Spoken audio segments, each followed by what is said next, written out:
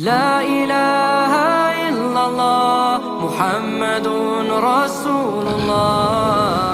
Assalamualaikum warahmatullahi wabarakatuh. Alhamdulillahilladzi arsala rasulahu bil huda wa dinil haqqi wa dhira 'ala dini kullihi wa kafa billahi 'alima. Asyhadu an la ilaha illallah wahdahu la syarika lahu wa asyhadu anna sayyidina Muhammadan abduhu wa rasuluh. Allahumma salli wa sallim wa barik ala sayyidina Muhammadin wa ala alihi wa ashabihi wa man tabi'ahu ila yaumiddin. Rabbi ishrah li sadri wa yassir li amri wahlul 'uqdatan min lisani yafqahu qawli, amma ba'd. Para jamaah sekalian, puji dan syukur kita panjatkan kehadirat Allah Subhanahu wa taala atas semua limpahan nikmat dan rahmat yang diberikan kepada kita. Alhamdulillah, Allah Subhanahu wa taala berikan kita kesehatan, kelapangan waktu, sehingga kita bisa berkumpul di masjid yang kita cintai ini untuk mengikuti sholat subuh berjamaah, melanjutkan iktikaf kita mengikuti kajian ilmu yang insya Allah memperkaya wawasan dan pengetahuan kita dan dapat memperbaiki amaliyah kita.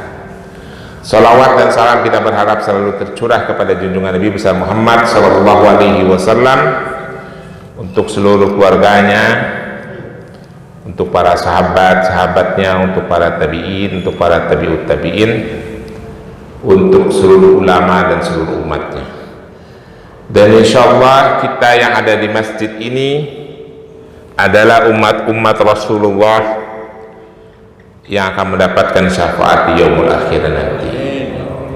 Dan kita insyaallah bersama keluarga kita di rumah, anak istri kita adalah orang-orang yang diselamatkan Allah, akidah dan iman dan Islam kita, dan insyaallah kita nanti mengakhiri kehidupan alam fana ini dalam keadaan husnul khatimah.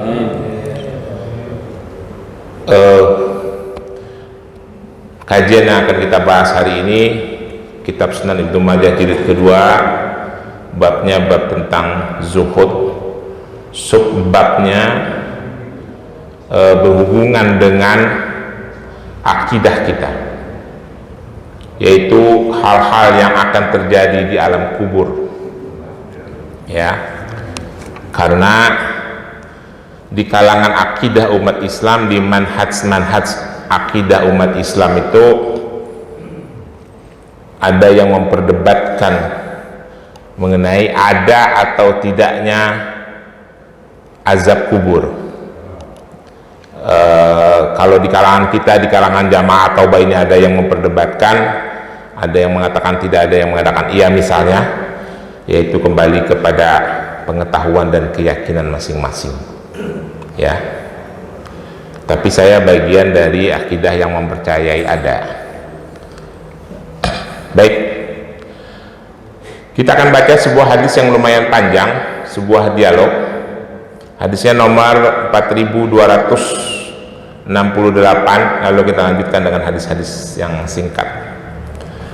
Bismillahirrahmanirrahim. Hadatsana Abu Bakar ibnu Abi Syaibah, hadatsana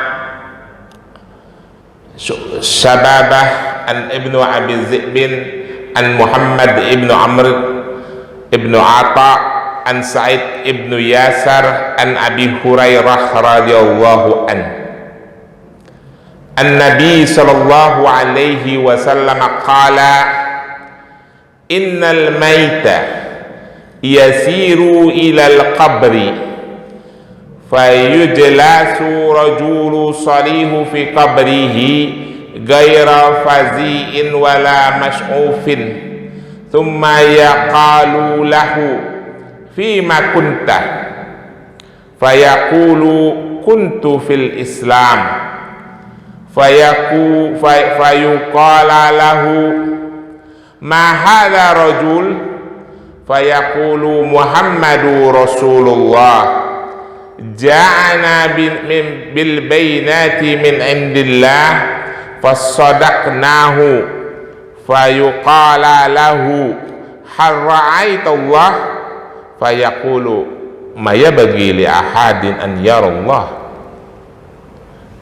fayufriju lahu furjatu qibalan nar fayanzuru ilaiha yahtimu ba'duha ba'dan fayuqalu lahu unzur ila mawaqaqallahu thumma yafraju lahu qibalal jannah fayanzuru ila dhahratiha wa ma fiha fayaqalu lahu hadha maq'udaka wa yuqala lahu allal yakini kunta wa alaihi muta wa alaihi tub'asu insyaallah. Wa yujlasu rajulu su' fi qabrihi fazi'an wa mash'ufan fayuqala lahu fima kunta fayaqulu la adri fayuqalu lahu ma hadha rajulu fayaqulu sami'tu an-nas yaquluna qawlan faqultuhu fayakhraju lahu qibalal jannah fayanzuru ila dhahratiha wa ma fiha fayaqalu lahu unzur ila ma sarafallahu anka summa yafraju lahu furjatu qibalan nar fayanzuru ilaiha yahtimu ba'duha ba'dan fayuqala lahu hadha maq'udaka ala syakkunta wa alaihi mutta wa alaihi tub'atsu insyaallah ta'ala. Panjang ya Pak. Nah, sekarang mulai perhatikan artinya. Mudah-mudahan kita dari menjadi salah satu yang dimaksud hadis ini yang bagian baiknya. Sekarang kita terjemahkan. Hadis ini tidak dikhususkan untuk menyindir orang-orang tua, tapi berlaku bagi kita semua. Bismillahirrahmanirrahim. Meriwayatkan kepada kami Abu Bakar ibnu Abi Syaibah, meriwayatkan kepada kami Syababah dari Abi Zi'bin, dari Muhammad ibnu Amr ibnu Atta, dari Sa'id ibnu Yasar, dari Abi Hurairah radhiyallahu anhu, bahwasanya Nabi sallallahu alaihi wasallam berkata, nah ini bagian yang perlu disimak ya Pak. Qala innal maita yasiru ilal qabri, sesungguhnya mayat yasiru ilal qabri. Yasir itu sebenarnya artinya jalan, tapi ini bukan jalan dimasukkan. Ketika dimasukkan ke dalam kubur atau setelah dimasukkan ke dalam kubur, mayat nih dimasukkan ke dalam kubur, fayujlasu rajulu salihun fi qabrihi ghaira fazi'in wala mash'ufin, akan didudukkan rajulu salihun, mayit orang yang soleh, fi qabrihi, di makamnya nanti, ghaira fazi'in wala mash'ufin, dalam keadaan tidak ada rasa takut dan tidak ada kekhawatiran. Jadi kita kalau nanti masuk lubang kubur, keluarga kaum kerabat handai tolan kita sudah meninggalkan kita sendiri di dalam kubur, kita akan dibangkitkan. Kalau insya Allah kita adalah seorang muslim yang soleh, kita dibangkitkan dalam keadaan tenang, tidak ada rasa ketakutan dan rasa kekhawatiran. Summa yuqalu lahu, lalu ditanyakan kepadanya, fima kunta, malaikat yang nanya nih, bagaimana keadaanmu wahai fulan, si mayit tadi, laki-laki yang soleh. Fayaqulu, si laki-laki, orang itu laki-laki boleh, perempuan boleh, orang itu berkata, kuntu fil Islam, aku mati dalam keadaan berserah diri kepada Allah. Fayuqala lahu, lalu ditanyakan lagi kepadanya, ma hadza rajulu, kamu kenal dia? Dianya itu saya tidak tahu apa benar-benar dia datang, apa benar-benar wajahnya. Wallahu a'lam bishawab, karena saya belum pernah meninggal. Entah kalau saya sudah meninggal saya ceritain. Ma hadza rajulu, kamu kenal laki-laki itu? Kata malaikat nih. Fayuqalu, si mayit bilang, yang udah dibangkitkan, Muhammadu Rasulullah, ja'ana bil bainati min indillah fasodaknahu. Oh, itu saya kenal dia adalah Muhammad Rasulullah. Dia datang kepada kami membawa berita dari Allah, membawa risalah dari Allah, dan kami membenarkannya. Kata si mayit yang soleh. Ya Pak, mudah-mudahan kita yang ada di masjid ini semua, ketika kita nanti dibangunkan di dalam kubur, ketika kita ditanya, kamu kenal laki-laki ini? Mudah-mudahan Masjid At-Taubah ini menjadi saksi. Kita bisa menjawab, oh itu adalah Muhammad Rasulullah. Aku selalu mengikuti kajian hadis-hadisnya setiap Sabtu pagi. Mudah-mudahan Masjid At-Taubah menjadi saksinya ya. Karena kejadian ini terjadi pada bapak-bapak, juga terjadi sama saya. Lalu dilanjutkan. Setelah dia bilang membenarkan, fayuqala lahu hal ra'aitallah, kata malaikat, apa kamu pernah melihat Allah? Si laki-laki yang soleh ini menjawab, si orang soleh ini menjawab, maya begili ahadin an ya Allah, tidak ada satu manusia pun yang bisa mencapai untuk melihat Allah. Jawaban orang soleh di dalam kubur.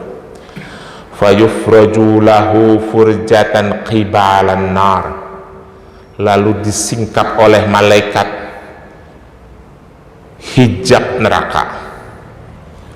Fayunzoru ilaiha yahtimu ba'duha ba'dan, maka diperlihatkan gejolak api yang saling menyambar gitu kira-kira ya.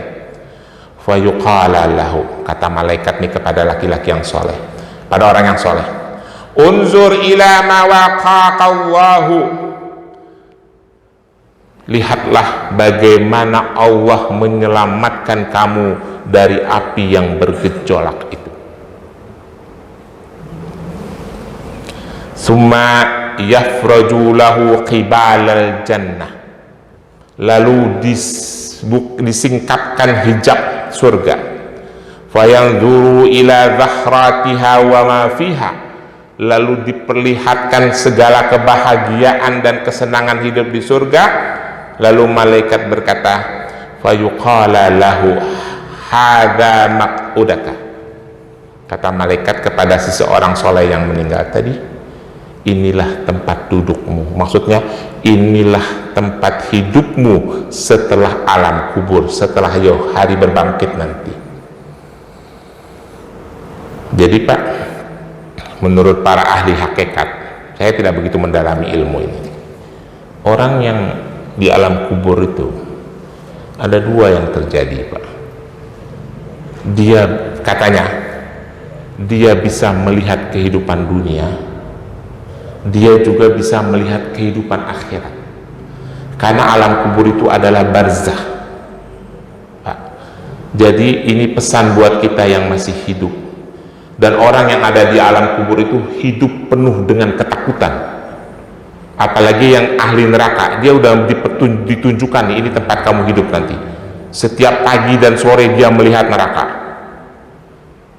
lalu dia juga bisa melihat dunia, dia melihat kehidupan kita yang masih hidup.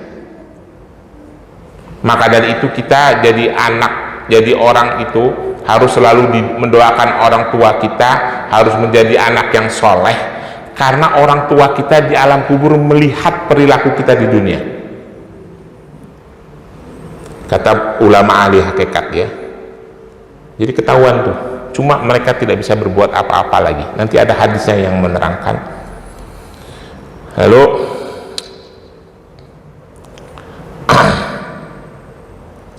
dilanjutkan kata-kata malaikat, wa yuqala lahu 'alal yaqini kunta wa 'alaihi muta wa 'alaihi tub'atsu insyaallah. Si malaikat bilang kepada laki-laki, orang soleh, bukan laki-laki, laki-laki boleh, perempuan boleh, yang mati tadi, karena keyakinanmu ini engkau didudukkan di dalam surga nanti. Dengan keyakinanmu itu, engkau dalam keadaan keyakinan seperti itulah engkau mati, dan dalam keyakinanmu seperti itu pula engkau dibangkitkan insyaallah. Ya. Jadi orang yang mempunyai keyakinan akan keimanan dan akidahnya yang Islam, mati di dalam keadaan Islam, dibangkitkan dalam keadaan Islam. Lalu yang berikutnya kata hadis ini, wa yujlasu rajulu su'an fi qabrihi, lalu didudukkan, dibangkitkan seorang yang perilakunya buruk, bukan orang soleh, di dalam kuburnya, fi qabri, faza'an wa mas'ufan, di dalam keadaan penuh rasa takut dan rasa khawatir. Fayuqala lahu fima kunta, lalu malaikat bertanya kepada orang itu, bagaimana keadaanmu? Kalau yang tadi kan jawab kuntu fil Islam, kalau yang ini jawab la adri, aku mati di dalam keadaan tidak mendapatkan petunjuk. Fayuqala lahu, lalu ditanyakan lagi kepada orang itu, ma hadza rajulu, kamu kenal laki-laki ini? Fayuqalu lahu sami'tun nas yaquluna qaulan faqultuhu, kata laki-laki yang tidak soleh, kata orang yang tidak soleh itu bilang, saya sih suka dengar orang pada ngeributin gitu, pada ngomong-ngomongin, cuma saya tidak mengikuti ajarannya gitu nih. Fayufraju lahu qibalal jannah, lalu disingkapkan tabir surga kepada orang tadi. Fayanzuru ila zakharatiha wa ma fiha, lalu ditunjukkan semua kebahagiaan hidup di surga. Fayuqala lahu unzur ila ma saraballahu anka, kamu lihat, inilah yang Allah jauhkan darimu. Jadi surga yang ditunjukkan oleh malaikat kepada si ahli maksiat itu, inilah surga yang dijauhkan darimu karena perilakumu tidak meyakini ajaran Islam, tidak percaya dengan ajaran Islam. Sekali lagi saya lagi menasihati orang Islam nih ya Pak, di luar Islam saya nggak urusin, saya lagi nasihati saudara-saudara saya sesama muslim yang percaya dengan siksa kubur. Summa yufraju lahu farjatul kibalan nar, lalu ditunjukkan kepadanya si singkap neraka, tabir neraka. Fayanzuru ilaiha yahtimu ba'duha ba'dan, diperlihatkan kepadanya api yang menyala-nyala sambil saling menyambar. Fayuqala lahu, lalu malaikat berkata kepada laki-laki itu, hadza maq'udaka, inilah tempat dudukmu, inilah tempat hidupmu setelah alam kubur nanti. Ala sa'an kunta, karena keraguanmu menerima ajaran Islam, wa alaihi muta wa alaihi tub'atsu, dengan keraguan itulah kamu mati, dalam keraguan itulah kamu mati, dalam keraguan itu pula kamu dibangkitkan insyaallah. Nah, ini hadis berbicara tentang adanya azab kubur bagi kita orang-orang beriman.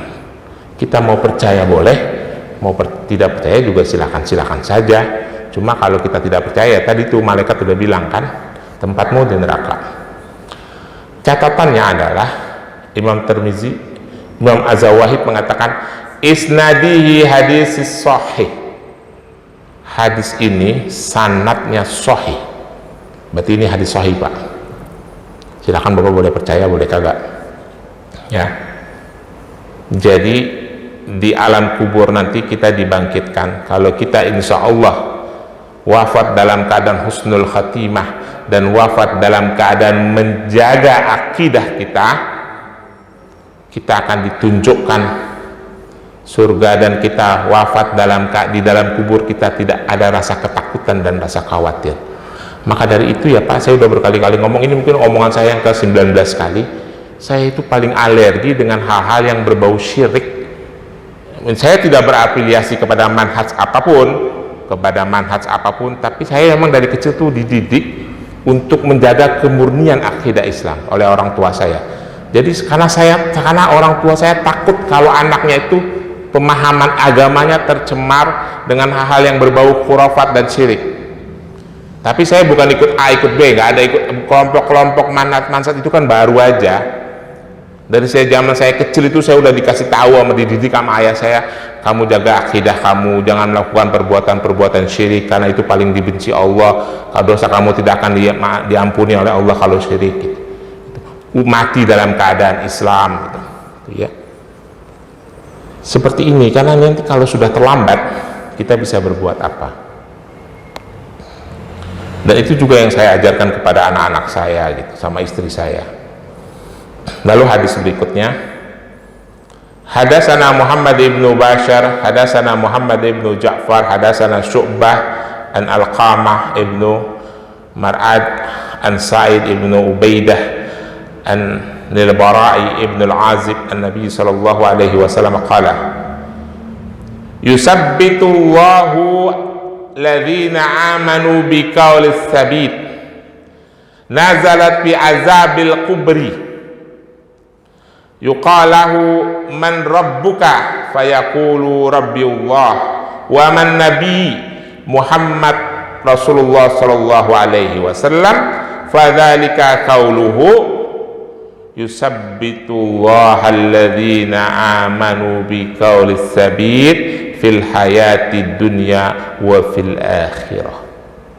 Jadi ini hadis yang menceritakan surah Ibrahim ayat 27, surah Ibrahim ayat 27 yang berbunyi yusabbitullahu alladzina amanu biqaulis sabit fil hayati dunya wa fil akhirah.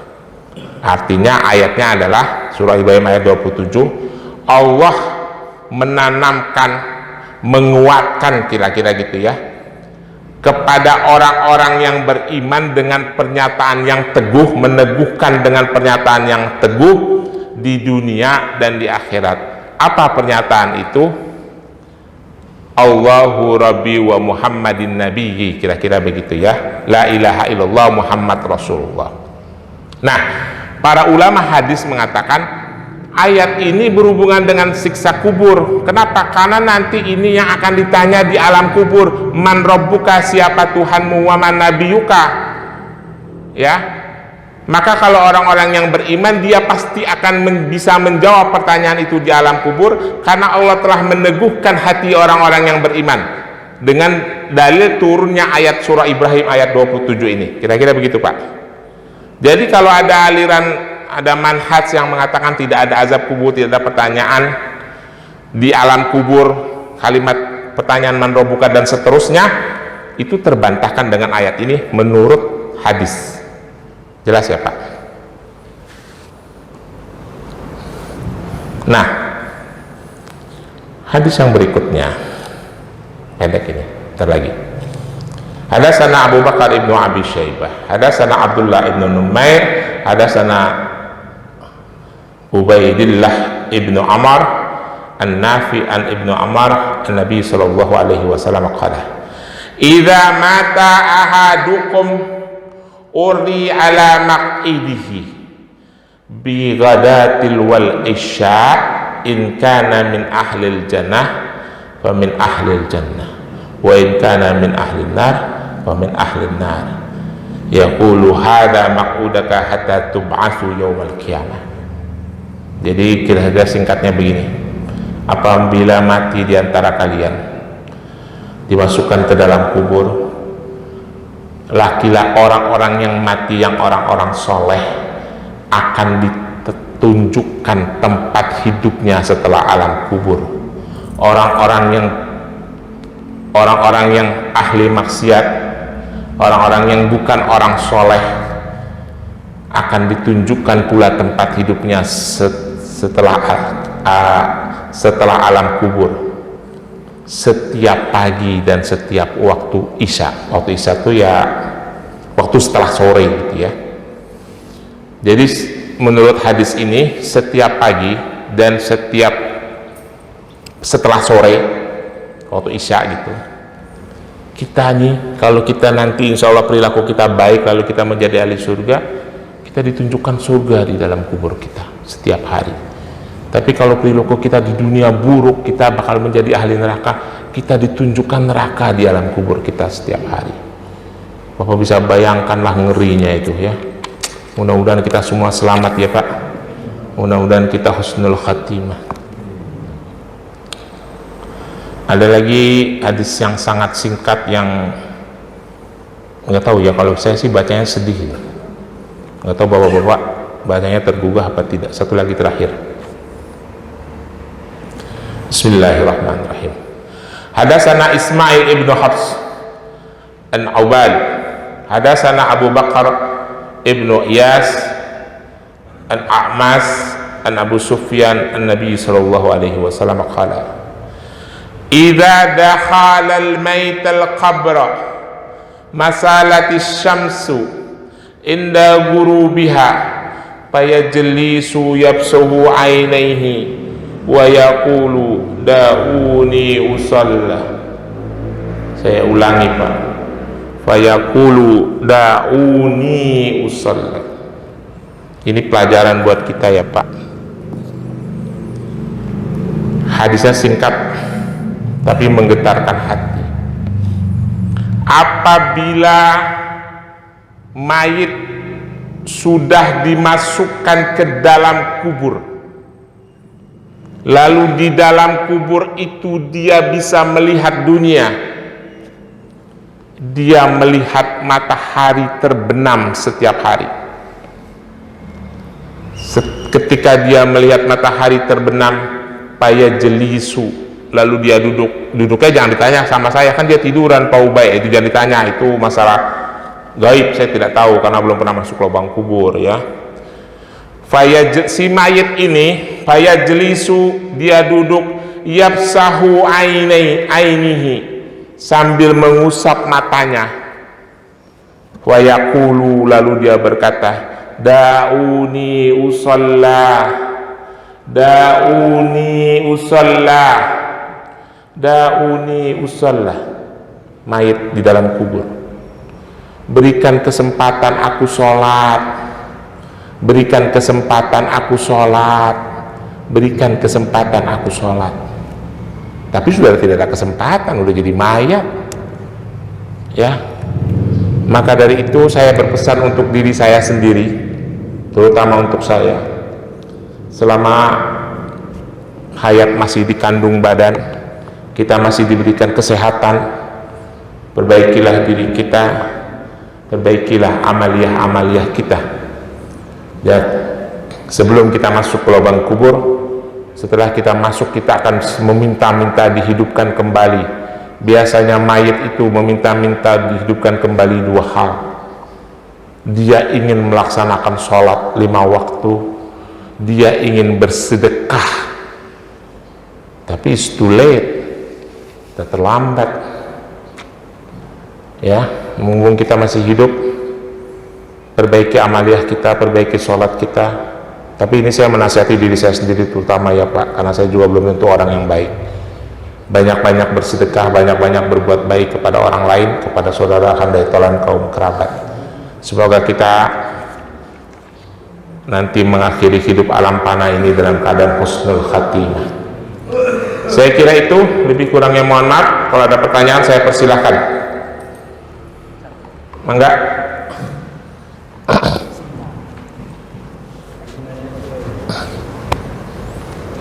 Assalamualaikum warahmatullahi wabarakatuh.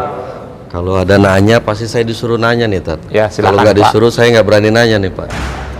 Pak Ustadz, yang ingin saya tanyakan adalah seringkali jika ada public figure atau orang terkenal lah Pak yang meninggal dunia, itu media massa itu mengulas tentang apa yang dinamakan firasat. Jadi kalau diwawancara nanti keluarganya ditanyain, apakah Anda memiliki firasat bahwa almarhum akan meninggal dunia? Satu. Yang kedua adalah ya yang terbaru saja Pak, yang almarhumah Ibu Marisa meninggal. Itu yang diulas di media massa itu adalah beberapa ungkapan-ungkapan beliau dalam beberapa acara yang bicara tentang kematian. Nah, pagi ini kita bicara tentang kematian, jangan-jangan juga ini firasat gitu Pak, tanda-tanda gitu. Jadi yang ingin saya tanyakan ke Pak Ustadz, apa pandangan Bapak tentang firasat yang hubungannya dengan kematian? Mungkin begitu Pak. Assalamualaikum warahmatullahi wabarakatuh. Waalaikumsalam warahmatullahi wabarakatuh. Saya mau jawab dua hal. Yang pertama, hal-hal yang ini saya berdasarkan ajaran Islam saja, berdasarkan hukum saja. Karena hal-hal yang seperti ini hal yang agak sedikit debatable, karena kita memang tidak banyak tahu. Yang pertama, Rasulullah mengatakan hal-hal yang berhubungan dengan yang gaib dan hal-hal yang berhubungan dengan kehidupan setelah alam kubur dan kematian, aku hanya diberikan ilmu sedikit. Allah lah yang lebih banyak tahu. Itu pernyataan Rasulullah, kita pegang dulu kuncinya ya. Artinya kematian, proses kematian, kehidupan setelah kematian itu adalah urusan Allah. Kita hanya disuruh untuk mempersiapkan diri saja. Itu yang pertama. Clear ya? Lalu yang kedua, kita lihat lagi nih Rasulullah juga yang kita jadiin uswah. Ketika Rasulullah menjelang kematiannya, Rasulullah juga sempat berbicara kepada putrinya Fatimah. Aku sepertinya akan segera menyahut panggilan Allah. Lalu Fatimah bersedih, lalu Rasulullah menghibur putrinya begini, tapi engkau tidak perlu khawatir, karena orang yang pertama aku lihat di alam kuburku, orang yang pertama aku jumpai di alam kuburku nanti adalah engkau. Memang setelah Rasulullah wafat, beberapa lama kemudian Fatimah menyusul wafat juga. Jadi berdasarkan teori itu, saya hanya bisa mengatakan Pak, yang pertama hal-hal yang bersifat gaib itu urusan Allah lah ya. Lalu kalau bicara firasat, saya hanya bisa mengatakan mungkin firasat itu ada Pak, karena semua hal-hal yang berhubungan dengan tanda-tanda kematian dijelaskan melalui hadis-hadis yang tidak sahih, sehingga saya tidak berani mengatakan oh iya itu ada, orang kalau mati itu dia sadar diri bahwa dia mau mati gitu loh. Jadi saya hanya bisa mengatakan mungkin firasat itu ada, dirasakan oleh orang-orang, tetapi permasalahannya adalah ada yang punya kepekaan untuk merasakan itu, ada pula yang tidak punya kepekaan. Itu sampai situ jawaban saya. Clear Pak? Ada yang kurang tadi. Apa tuh? Hubungannya dengan syirik. Jadi kan kalau kematian ini hal gaib kita tidak tahu kapan akan terjadi, tapi yang jelas nggak mundur, nggak maju, nggak akan bergeser, sudah waktunya jadi cukup, sudah selesai. Nah, hubungannya dengan firasat kan orang pasti bicaranya adalah setelah meninggal, baru ditanyakan. Padahal kalau kita tahu bahwa oh ini firasat orang meninggal, mungkin saja Allah batal. Itu bisa dilihat misalnya dalam hal meninggal karena sebab kecelakaan. Oh ini firasat demikian, kalau akan melakukan perjalanan jauh akan diriwayatkan dia meninggal karena ada firasat akan saya lakukan. Nah, maksud saya sejauh mana orang membahas tentang firasat ini dihubungkan dengan yang Bapak katakan di awal tentang paling melarang orang yang sirik yang bisa berasal kepada Bapak itu. Bapak yang keempat yang tadi disampaikan. Kalau itu jawabannya clear itu. Jadi ada sebuah dialog antara Rasulullah dengan Abdullah ibnu Abbas. Waktu itu Abdullah ibnu Abbas masih kecil, sedang dituntun oleh Rasulullah. Rasulullah mengajarkan begini, ya bunayya, hai anakku, dengarkanlah kalimatku, hadza kalimati, ihfazallahu ihfazka, jagalah Allah maka Allah akan menjagamu, jagalah Allah di hadapanmu maka Allah akan selalu menjaga dirimu.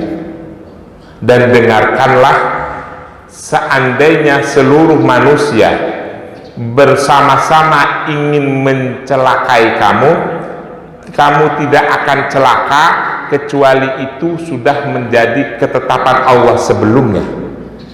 Dan seandainya seluruh manusia ayan fa'uka, ingin memberikan manfaat kepadamu, layan fa'uka bisyai'in illa ma qadarallahu lak, kecuali memang kebaikan itu telah ditakdirkan atas dirimu. Rufi'al aqlam wa juffatis suhuf, sudah diangkat kolam dan sudah kering catatan-catatan suhuf, maksudnya adalah takdirmu sudah ditetapkan di Lauhul Mahfuz. Jadi berdasarkan hadis itu, bahwa kejadian buruk maupun kejadian baik yang terjadi kepada setiap hamba itu sudah menjadi ketetapan Allah. Perkara dia punya firasat itu boleh saja, tapi bukan karena urusan manusia, satu. Dan si manusianya, si orang yang mau terkena musibah ataupun mau terkena kebaikan, dia sendiri tidak bisa mencegah. Misalnya begini, itu sih saya ngalamin nih Pak, saya ngalamin begini waktu saya masih anak-anak. Ayah saya punya tanah di daerah Cimas, Cibadak terus ke atas tuh. Bulan puasa habis sahur, ayah saya bilang begini, baik besok pagi kita berangkat ke Cimas, kita lihat tanah. Jauh banget tuh jalannya begini-begini, lewatin Cibadak ke kiri. Tapi itu zaman dulu lagi, hari Sabtu. Begitu habis sahur, tiba-tiba saya tidur. Berangkat, nggak mau Abah, nggak mau. Saya nggak mau aja tiba-tiba. Ayo berangkat, ayah saya sampai marah. Saya tidur lagi udah, habis sholat subuh. Terus kita berangkat minggu besoknya. Begitu abang saya sama saya naik mobil, waktu itu masih zaman ada Kijang Roper. Itu kita lihat kan itu jalannya itu sebelah kiri bukit, sebelah kanan laut. Di Sukabumi itu Cibadak ke kiri. Itu kita lewati longsoran banyak banget. Begitu kita ketemu sama Pak Lurah, itu zaman itu masih hutan belantara lah. Pak Lurah bilang begini, Pak, itu hari Sabtu kemarin longsor Pak, untung Bapak agak lewat situ. Itu firasat kali ya. Tiba-tiba saya nggak mau, pokoknya Ube nggak mau Pak gitu. Waktu itu saya masih sanawiyah lah, umur masih 13-14 tahun. Tapi bukan karena itu, takdir Allah sudah pasti datang. Cuma waktu itu Allah belum menakdirkan kita celaka, mungkin kali begitu jadinya. Sebabnya adalah saya tidak berangkat gitu aja. Cuma catatannya adalah apa yang telah ditentukan Allah terhadap hamba-hambanya tidak bisa berubah gitu. Cuma maksudnya udah takdir gitu. Tetapi apakah takdir bisa berubah? Itu menjadi perdebatan lagi. Kata para ulama begini, ya kita yang tidak bisa merubah, tapi Allah bisa merubahnya. Kan Allah itu Maha Kuasa, dia bisa merubah takdirnya sendiri gitu. Ya dengan doa gitu, kira-kira begitu. Wallahu a'lam bishawab, mana yang benar. Saya kira gitu. Terima kasih. Ada lagi? Cukup? Baik. Terima kasih. Assalamualaikum warahmatullahi wabarakatuh.